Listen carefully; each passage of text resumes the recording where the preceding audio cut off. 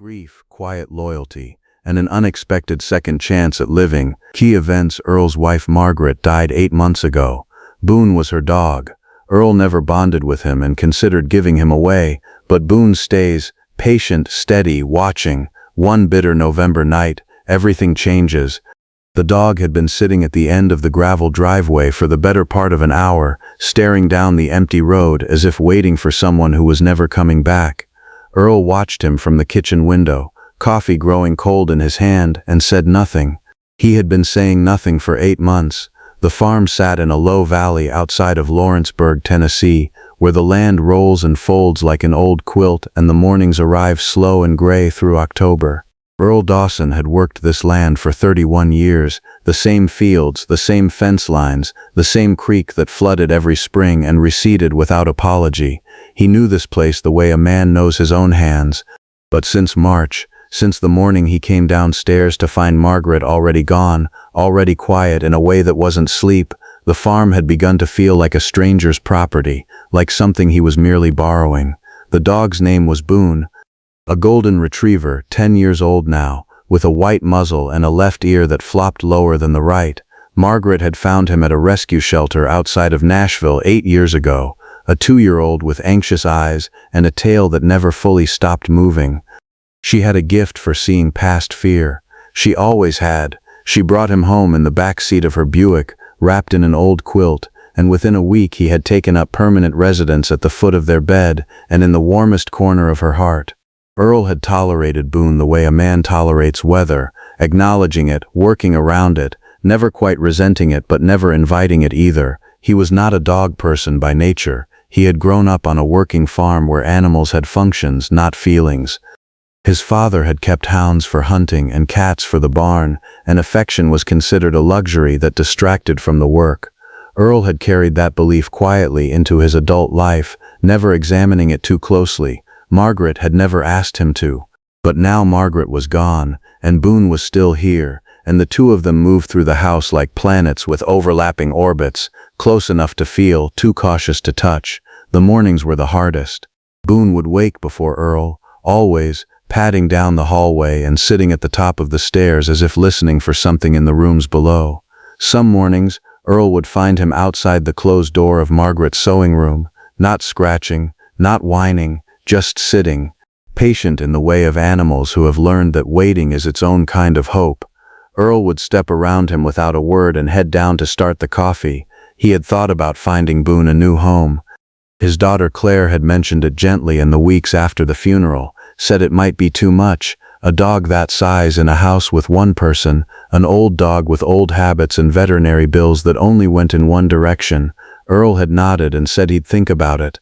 He was still thinking, apparently, because Boone was still there, still eating twice a day from the same bowl, still sleeping at the foot of the bed on Margaret's side.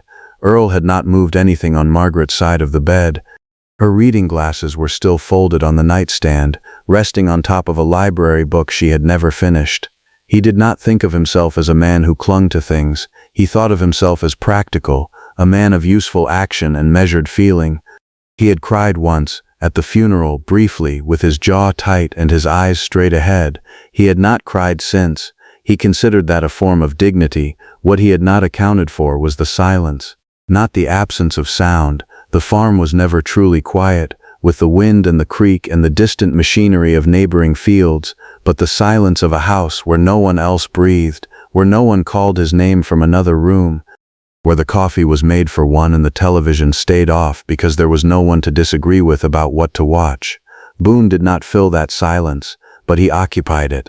He was a presence the way a lit lamp in a window is a presence, not solving anything, not explaining anything, just casting a small circle of warmth into the dark. On the first Thursday of November, Earl drove into town for hardware supplies and a bag of dog food, the same brand Margaret always bought, the one with the yellow lab on the bag. When he got back to the truck, he sat in the parking lot for a long moment before turning the key. He was not sure what he was waiting for.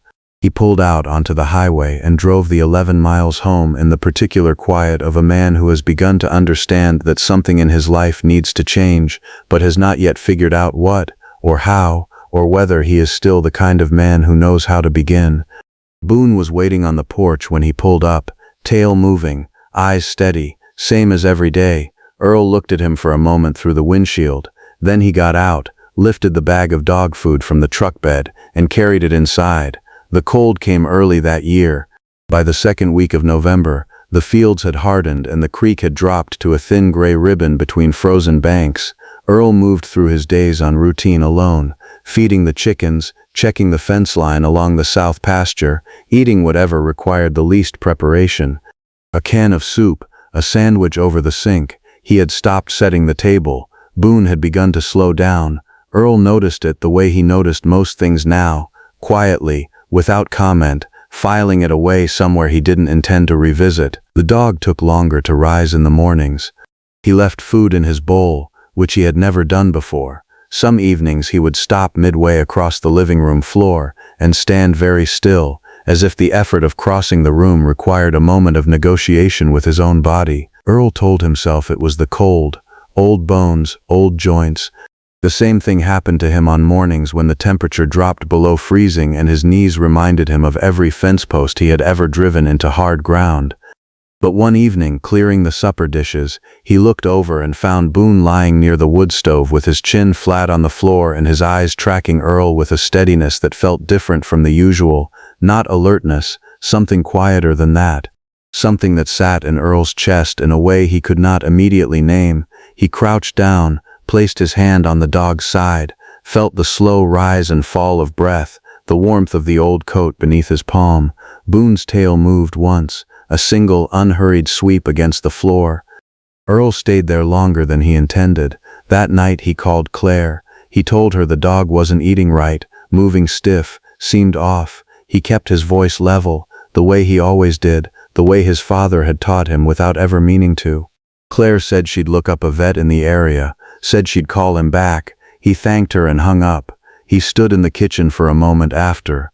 The house was its usual quiet. The wood stove ticked. He walked back to the living room. Boone had not moved.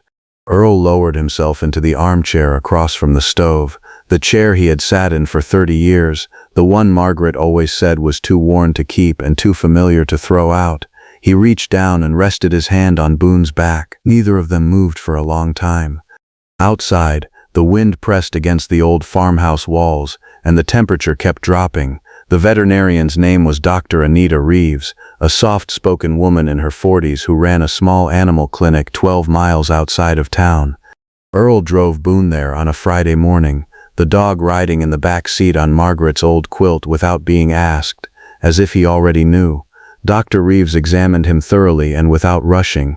She pressed gently along his abdomen, checked his gums, studied his eyes with a small light.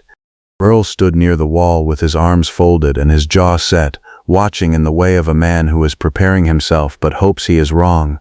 She told him it was a mass, likely the spleen. In a dog Boone's age, in this condition, surgery carried serious risk and uncertain outcome.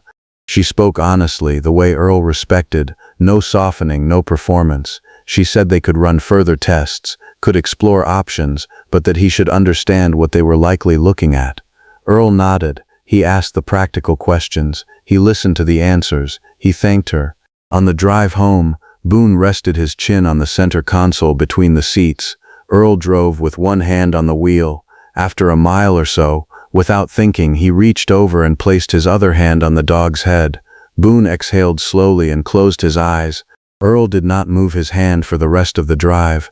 That night he sat on the porch steps despite the cold. Boone pressed against his leg beneath an old wool blanket Earl had draped over them both.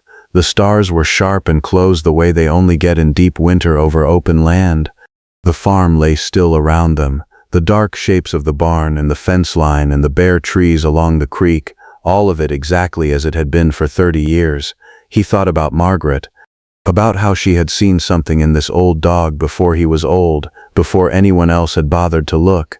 He thought about how she had a way of doing that, finding the quiet worth in things that had been passed over, in animals, in people, in him, maybe, on days he hadn't deserved it. He looked down at Boone. The dog was watching him with those steady dark eyes, unhurried, unafraid, present in the complete and uncomplicated way that only animals manage. Earl's throat tightened. He looked back out at the dark fields. he breathed. "You've been patient with me," he said quietly. To the dog, to the night, to no one and everyone at once. Boone leaned in closer. December arrived without ceremony. The fields stayed frozen, the creek stayed low, and Earl Dawson settled into a different kind of routine, one that had, without his fully deciding it, quietly rearranged itself around Boone. He drove him back to Dr. Reeves twice more. They decided against surgery. The risk was too high, the outcome too uncertain, and Earl had listened carefully and made the decision the way he made all decisions, practically, without drama, but this time with a tenderness he didn't bother to conceal. Dr. Reeves gave him medication to manage Boone's comfort. She told him to watch for certain signs. She told him to enjoy the time. Earl intended to. He started setting the table again, just for himself, just a plate and a glass, but at the table. Boone would lie nearby on the kitchen floor, and Earl would eat slowly and sometimes talk about the farm, about the weather, about small things that needed doing. Boone would listen with his chin on his paws and his eyes half open, and Earl found that it was easier than he had expected, talking into that quiet. It didn't ask anything of him, it just received. Claire came down from Nashville the weekend before Christmas. She brought food and stayed 2 nights and sat with Boone on the living room floor for a long time without saying much. Before she left, she hugged her father in the driveway longer than usual. Earl held on. He was getting better at that. Some mornings, when the light came in pale and flat through the kitchen window and the house was still, Earl would feel the grief fresh, Margaret's absence arriving again the way it did, without warning, without apology, but Boone would be there, pressing his white muzzle against Earl's hand, steady, present, asking for nothing, offering everything he had left to give. Earl had not understood before what that kind of loyalty cost an animal. What it meant to stay beside someone who had never fully let you in, to wait without bitterness, to love without condition, to keep showing up at the end of a gravel driveway even when the road stayed empty. He understood it now. On Christmas morning, Earl sat on the porch steps in the cold with Boone beside him, watching the light come up slow and pink over the east fields. He rested his hand on the old dog's back and felt the steady breathing beneath it, still here, still warm, still present. He did not know how much time was left. Neither of them did, but the morning was quiet, and the light was coming, and for the first time in a long time, Earl Dawson was not somewhere else in his mind. He was here, fully here. That was enough. That was everything.